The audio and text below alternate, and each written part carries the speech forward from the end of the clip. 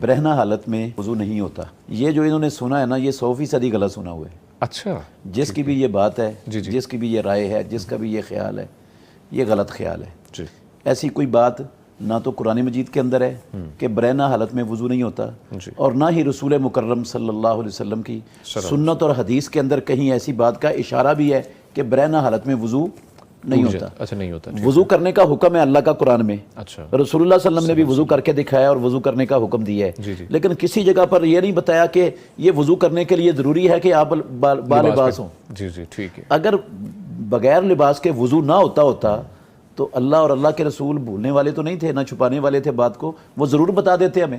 ہاں جی بالکل۔ تو جب انہوں نے نہیں بتایا کہ اس طریقے سے وضو نہیں ہوتا، اب وضو کرنا ہے، آپ برہنہ حالت میں ہیں تو برہنہ میں کر لو، اگر لباس پہننا ہوا تو اس حالت میں کر لو، وضو ہو جائے گا آپ کا۔